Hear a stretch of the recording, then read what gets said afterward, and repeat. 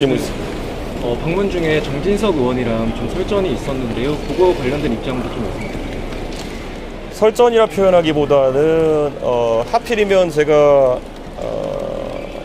외부 일정으로 외국을 방문하고 있을 때 그런 상당히 사실관계도 맞지 않고 공격적인 언사로 당대표에 대해서 공격을 시도한 이유가 무엇인지는 아마 보시는 국민들이 잘 알 것이다 이렇게 생각합니다.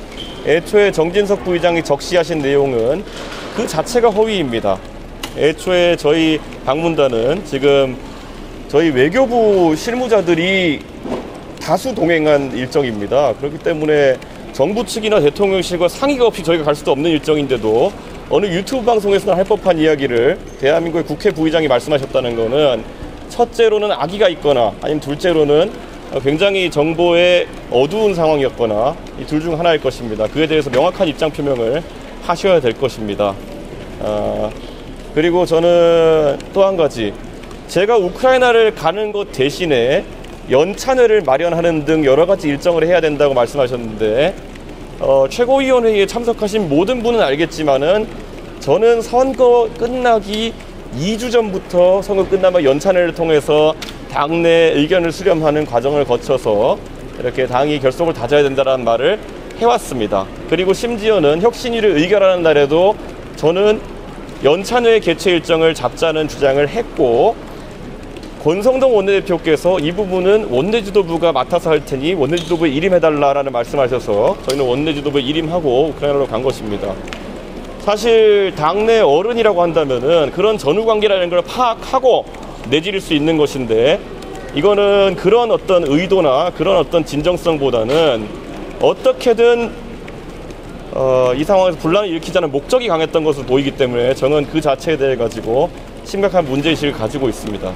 다시는 그런 일이 반복되지 않아야 할 것이고, 제가 언급했던 것처럼 제가 임기가 이제 1년 뒤에서 반환점이 돌아오는데 그 1년의 기간 동안에 이런 일이 누차 있었습니다.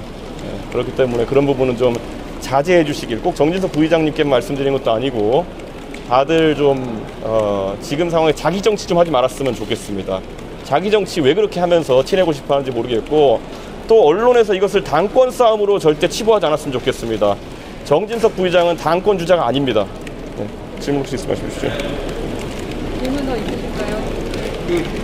좀 같은 맥락에서요. 정진석 부의장이 처음 낸 메시지에서 좀 핵심적인 부분이 당이 윤석열 대통령한테 빚을 졌고 윤석열 정부를 뒷받침하는 소수 여당의 역량 극대화가 중요하다 이렇게 말씀하시는데, 그 당대표의 정부 출범 초기 당대표 역할에 대해서 어떻게 생각을 하시는지.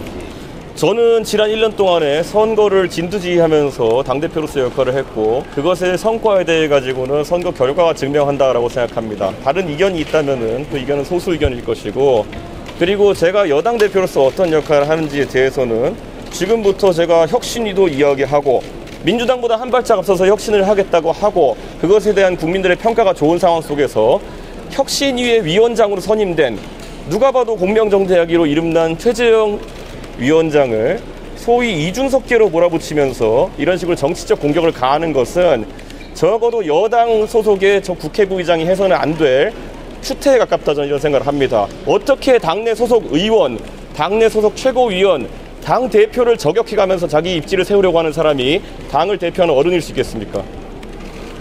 대표님,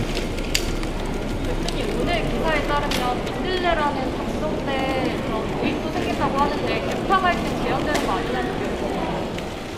저도 그 부분에 대한 기사는 간결하게만 접했습니다만은 어떤 취지의 모임인지가 딱히 와닿진 않습니다. 예를 들어 당정 협의를 촉진하기 위한 그런 모임이라면은 이미 공식적인 경로로 당정대 협의체가 가동되는 그런 상황입니다. 그런 상황 속에서 사조직을 따로 구성할 상황이 아니다, 저는 이렇게 판단하고, 사조직을 구성하기로 마음먹었으면은 그 취지에 맞게 친목을 다지면 되는 겁니다. 거기에 세과시하듯이 총리, 장관 등의 이름을 들먹이면서 이야기하는 것은 애초에 정부에 대해서도 부당한 압박을 가하는 것이고, 저는 국민들께서 좋게 볼 이유가 하나도 없는 모임이다 이렇게 생각합니다. 그리고 그 모임에 대해 가지고 언론인들께서도 친윤 모임이라는 이름조차도 붙이지 말기를 부탁드립니다.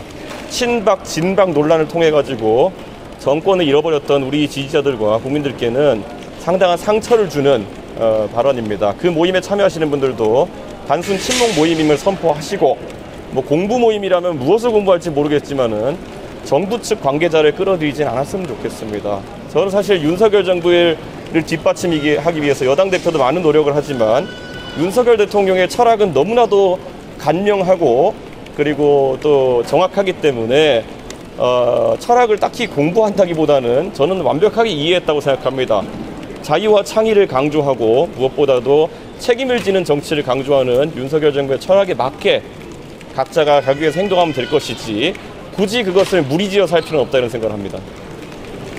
그리고 방금 그 윤석열 대통령 철학 말씀하셨는데요. 최근에 검사 출신 이제 분들이 많이 들어가는 부분에 대해서 대통령께서 거버넌스 어토니가 많이 들어가는 것이 법치주의라고 말씀하셨는데 여기에 대한 생각은 따로 저는 그 내용은 지금 국회에서 쉽게 파악할 수 있는 상황은 아니었지만은 만약에 윤석열 대통령께서 검찰이라는 이유만으로 누군가를 인선한다고 하면은 논란이 될 수 있겠지만은 해당 검사들 같은 경우에는 특정 분야의 전문 직종 자격증도 있는 등 굉장히 실력 있는 인사들로 파악되고 있습니다. 마찬가지로 문재인 정부와 같이 여성이라는 이유만으로 그 자기 당내에 다선 의원을 임명했던 문화라면은 당연히 지탄받아야겠지만 지금 윤석열 정부에서는 전문성에 맞는 여성 인사들을 두루 기용하고 있는 것도 지금 지난 정부와는 다른 모습이다. 저는 이렇게 보고 검사라는 이유로 여성이라는 이유만으로 또 역차별하는 경우도 없어야 될 것이다 이렇게 생각합니다. 오늘 이렇게까지